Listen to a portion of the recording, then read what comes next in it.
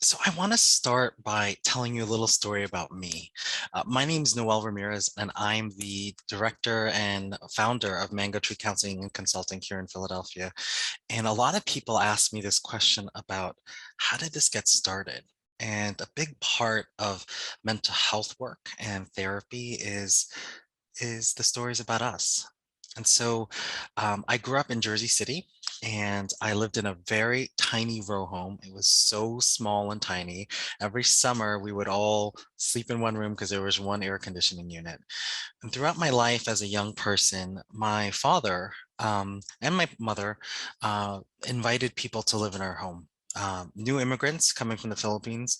My uncle, who at that time was living and also at that point dying from AIDS, people who didn't have a home.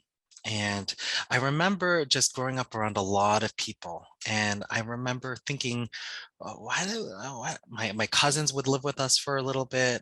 We became a home base for a lot of people who felt kind of lost, who needed to get on their feet. And I would ask my dad years later, why? Why did you do all this? You were struggling yourself and you had two other kids, and it wasn't like he was charging rent on them. What was this about? And his response was, because that's our community. That's what we do. See, in the Philippines, there's this word called, or a phrase called utang ng loob, which is the debt of the inner self. And it's important and critical in our community to give back and to create a sense of belonging. This, among many other things in my life, were the driving forces of why I wanted to create a mental health program that addressed a gap in services, and that was providing Asian American centered mental health programming for folks in the Philadelphia area and really for the state of Pennsylvania. So again, my name is Noel Ramirez. I am a recipient of a Rise Up grant that I received earlier this year.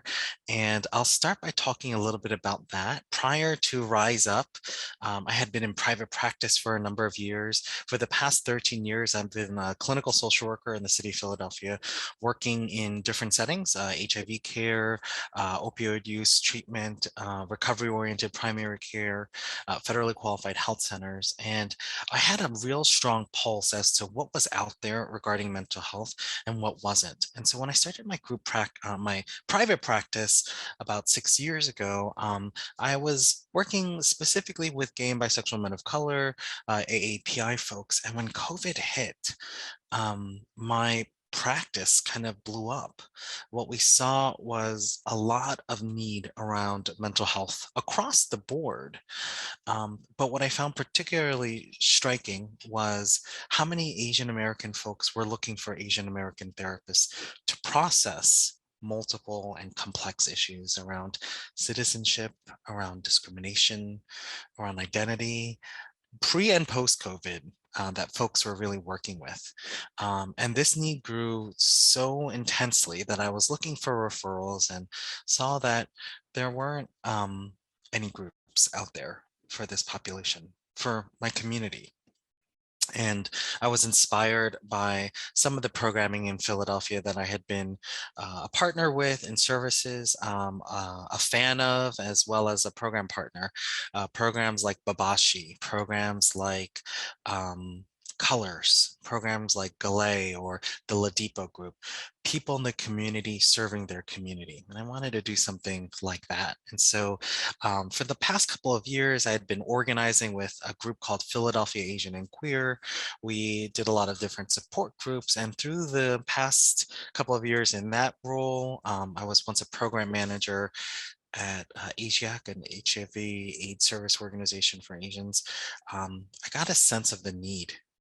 And it was huge. So I took a chance, like we all do when we're doing something brave, and pitched an idea, and it was picked. And that was the beginning of something really scary, because now a dream and an idea was witnessed by folks. And a big part of therapy that we say is when you have a witness, what it is that you're saying becomes real, because it's witnessed by someone. And when something's real, it becomes tangible. And when something's tangible, it becomes manageable. I didn't know the manageable part about starting a group practice, but I learned very, very fast. And so Rise Up happens in December. We start January, and really in the last 7 months, right? 7 months? I think that, wait, no, I'm losing my math. The last 10 months, we went from one clinician, myself, to now 6 clinicians. We have some support staff. We are running monthly support groups or wellness education groups on Asian American mental health because there's still a lot of stigma and lack of education around mental health. So we run a free seminar for AAPI folks, and anywhere between 20 to 50 people show up. Actually, we're doing one this Thursday, or actually this will be past that, but every second Thursday of the month, we do a different topic group. Um, all of our clinicians right now are solidly booked, and we are looking to hire more clinicians to join the team. I do want to say that when I was doing my market research for Asian American mental health, the consistent data point that kept on coming up was Asian Americans don't access mental health. And so I thought, let's create a business plan to kind of prove the opposite. And I believe it's true. Um, when you build it, folks will come. And so one of the things that's also important to note about Mango Tree Counseling and Consulting is that we are focused on intersectional programming, and we are focused on the needs of AAPI folks and their communities. And by communities, we mean people of color communities, LGBTQIA communities, people in larger body communities, fat positivity communities, everything and anything that creates intersection. So I think one of the main topics that came up was sort of the mental health impacts. And I'm going to answer some questions a little bit about what we've observed in the last 10 months as a group. So I have hired some really fabulous talent, some Asian American clinicians. We have folks who are South Asian, we have folks who are East Asian, I have folks in my crew who are Southeast Asian. And we meet pretty regularly to talk about the themes that we have noted. And one thing that I do want to put out there, just as a mental health provider, is that we're talking about COVID-19 and we're talking about something called a collective hurt. So across the board, there's this collective hurt in the larger US consciousness when it comes to health and life and loss.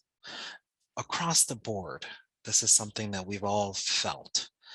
And when we look at a smaller subset of that community, the AAPI community, one of the themes that have been coming up a lot in sessions are this question around citizenship. Um, what does it mean to be an Asian American person? What does it mean to be seen as an enemy? What does it mean to be seen as foreign? What does it mean to know that this is your home, but be made to feel like you don't belong? And when we really think about these themes, we talk about shame, we're talking about stigma, and we're also talking about compartmentalizing ourselves. So another sort of process in this business that I'm working on, in this community that I'm doing work with, is how do we really create frameworks that may not be even mentioned in the larger canon of mental health? How do we respond and address to the issues of our constituents? And most of all, how do I even sort of make sense of all of this while also trying to build a business in the middle of a pandemic? I have to say that, again, a big part of this, the success and also the process of this is having community. I couldn't have done this without having already had committees of folks that I work with. A lot of the folks that are working at Mango Tree are folks that I've done organizing work with in the past, folks that I've supervised, clinicians who I've known, and some that I've known from other clinicians, the folks that I've worked with. Shout out to Jefferson and Comcast and the city of Philadelphia for providing me with referrals to other communities. I'm working with Widener University Small Business Development Corporation, who've been providing me with some free coaching. I decided to hire a business coach with some of the money that I've been provided to get more education around doing what I have to do, and really just enlisting a group of different AAPI folks, elders that I've respected in the past to help guide me with this. One of the major, I want to say that a lot of folks call us and maybe have either never been in therapy or have been in therapy for a while. And one of a theme that I hear often in consultation calls is I've had a therapist before, um, but they don't quite get the race thing. That really bothers me I'm also a professor at a graduate program for social work that we're not really talking about race. And when I mean race, I mean racial identity and subjectivity um, in our training programs. Um, how does a therapist not get a race thing? It really boggles my mind. And I think with this, new program, I'm uncovering not only the need, like the volume that's out there of folks that really need treatment, but also where we fail in our institutional training, in our professional development, as well as our pipelines in getting more AAPI talent out there to do this kind of work. This venture that I'm on has uncovered so much, not only about what's needed, but also what's already there. I want to give a shout out to a lot of the community-based organizations that are already doing this healing work. Folks like Viet Lead, folks like the Downtown Chinatown Development Corporation, Cambodian Neighborhood Association, and a bunch of other different API groups, Philadelphia Asian and Queers. What I've learned in my journey so far as a mental health practitioner in the community is that there's a strong, vibrant community here in Philadelphia of healers. And again, I just want to put that out there that big part of this work in creating your own thing, whatever it may be, is that there likely is already a community out there. And the work is about seeing who's out there and being a partner in community change, if that is what you're doing. Very recently, I published an opinion article here in Philadelphia about citizenship in Philadelphia and what it means to be a citizen. This had a lot to do with jury duty. And for a long time, Asian Americans, many of us, if you've been to jury duty, you'll see that it has everyone else's racial ethnicity except ours. It says other and a fill in the blank. And I think there's a lot of work to be done here in Philadelphia around creating more visibility of the rich history and culture that AAPI folks have created, curated, and continue to be a part of in Philadelphia. My hope is that with this organization, Mango Tree Counseling and Consulting, that we can create more of a story here. Uh, and not only create more of a story, but to retell the stories that have been told. Many of us that are doing this work, starting new things and creating new projects for the community and serving a clientele or a community, you're telling a new story too. And a big part of telling a story is having an audience to witness that story. Like I said earlier before, when something's witnessed, it becomes real. And when something's real, it can be tangible. And when it's tangible, it could be managed and also shared. So for those of you who came here today and are thinking about doing new things and trying something out and creating something new, the world is ready.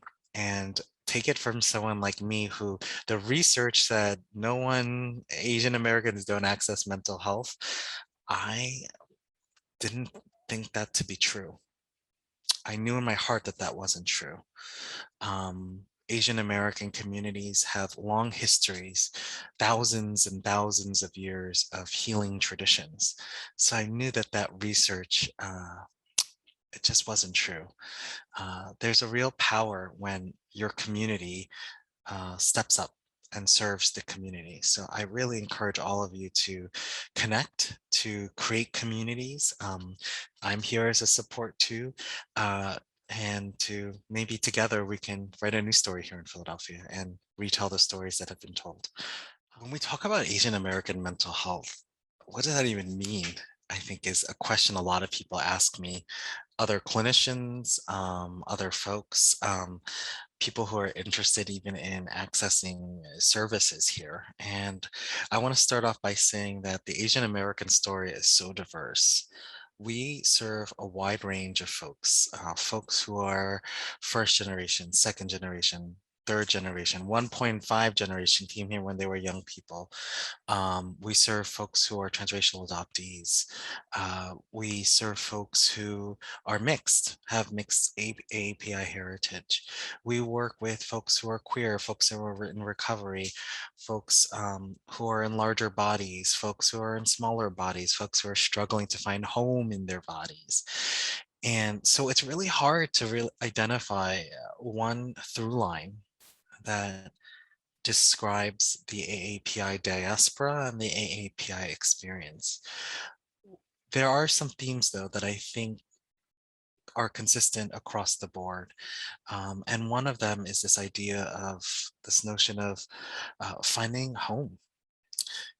Growing up, my parents, it was very interesting with, as a second generation person, people would ask me, when am I coming home? Or when am I going to visit home? And what they meant was the Philippines. And what I had in my head was the pizzeria in Jersey City, New Jersey, that was around the corner from my house, next to the bodega around the corner. And so there's a dissonance, I think, with many folks around what this word means, home. I think that's the riddle here in Asian American mental health. How do we cultivate a sense of home, not only in our communities, in our bodies, but in our families and in the places where we live? A lot of people struggle with that. And in pursuing their journeys towards a sense of home, really come face to face with things like depression, anxiety, eating disorders, post-traumatic stress disorder, discrimination, feeling othered, not belonging, feeling like only parts of themselves are okay and other parts of themselves are not. So a big part of the work that we do here at Mango Tree Counseling and Consulting when we talk about Asian American mental health is to cultivate a sense of home, to develop a true north, and to help folks, communities, families, couples, um, navigate their own journeys towards their home. Mental health is a mystery for many. And, at the very basic level, we can talk a little bit about functional improvement, right? How do we manage symptoms of depression and anxiety? But this kind of work, when we're working in our own communities, it requires so much more than just symptoms management. It really requires an appreciation of story, an acknowledgement and understanding of hurt, an awareness of the adventures and journeys people have taken, and also an appreciation of the various textures of what it means to be Asian American, what it means to be from a particular different country, and what it is to, and I think Stephen Yuen said this in an interview about Minari, that Asian Americans often are positioned to see two different places, the home country and the host country. And in actuality, Asian American identity, and I want to agree, I agree with him, sometimes takes us to a third place, a place that we know specifically, a place that's in the middle. And a big part of the mental health work here that's integrated with Asian American subjectivity is finding story, finding a true north, finding what's right with people versus what's wrong or what has happened, and cultivating a sense of resilience through restoring someone's origins and understanding what makes people people. So a big part of what we talk about in Asian American mental health is that people are just trying to find a sense of home.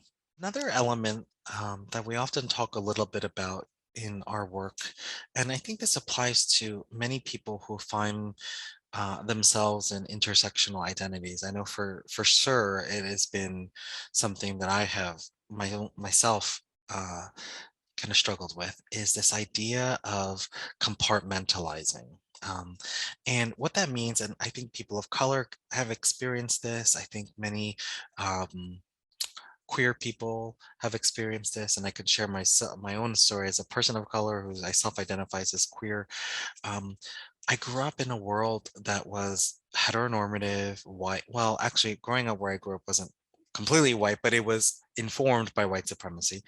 Um, and I always felt like I was in court. I was being too much, or maybe I was being not enough. That was the charge. Too much or not enough. And so I learned at an early age how to compartmentalize, how to put only certain parts of me out there and boxing up all the other parts of me, the parts of me that felt true, the parts of me that felt pure, the parts of me that had an accent, that maybe was embracing femininity, the part of me that was unapologetic. I learned to put that in a box, store it away. Many of us who have intersectional identities know this trick. It's called compartmentalization. And what becomes problematic with that trick is that when we're older or when we're living life outside of these environments that we were both suffered through and lived through and loved through, there's a real deep hunger for our whole selves, integration. And that's another thing about this work, intersectional mental health, is it invites all parts of you in. Again, when we talk about this type of work, mental health work, what we're talking about is integration, um, acknowledging the profound impact of trauma and people's pursuits of wholeness. They're whole persons. And that's a big part of the work that we do here in Mango Tree, and also a big part of the work that many, I think, clinicians of color uh, do in their practices and work. Mango Tree Counseling and Consulting was born during what felt like a really intense time for the Asian American community. We were seeing, and really just people of color in general, Black communities and other communities out there, we started visually seeing and what we always known to has that has always been there, documented videos of violence amongst our community. Um, in this particular time, I'll speak to the AAPI perspective. We saw older adults being targeted. And I think something in my heart broke when I saw that, in that I come from a community and a culture where older adults are honored, loved, and respected. They are the whole, they hold wisdom and they hold culture. And for those of us living in the diaspora, those older adults, they are the gateway to our ethnicity and our ethnic identity, or part of our ethnic identity. And to watch folks being harmed physically was such a symbolic moment for me as an Asian American person here. It was a visual representation of the many hurts that I have experienced being told to go home, being asked, where am I really from, when I would say New Jersey. I mean, how can you lie about New Jersey? But and being made to feel in many spaces that I didn't belong, that I was other, that this was not, in fact, the home that I claimed. And so, in watching that and bearing witness to this pain, it awakened something in me, a want, a desire to show up for my community and to not only be a clinician for API community members, but also having been in the field for quite some time to be a person who helps produce new talent, a person who helps mentor new clinicians, and a person who can help create more of a home for aspiring new AAPI mental health clinicians. And so the idea of creating an Asian American group mental health practice was threefold. One, to create awareness amongst our community that mental health healing, there is a place for us.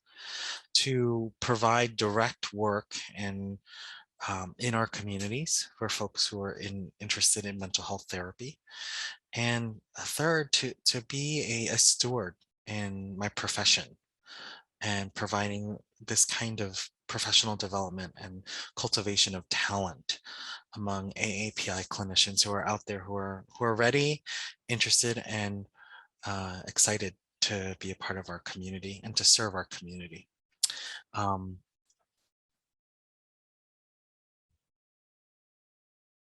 I think I have to end now, so I need to make a closing remark. Um, you know, okay, what am I going to say to end this? Okay, so this hackathon is about dreams and hopes, and I want to encourage all of you to say them out loud, to allow yourself to be witnessed.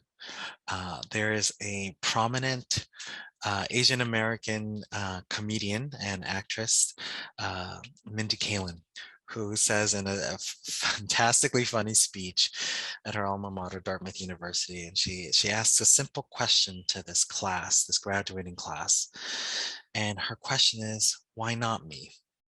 And I'm going to ask you the same question. You know, all the research, all the marketing, all the knowledge that I knew about mental health as a clinician in the industry told me that if no one's going to come to you, if you're going to create an Asian American mental health group practice, who's actually going to come if the research says that Asian American folks don't like mental health? But why not? This event is for those of us who have dreams and wants and hungers to make them a reality. So I really encourage all of you who are attending this today to ask yourselves this very simple question: Why not you?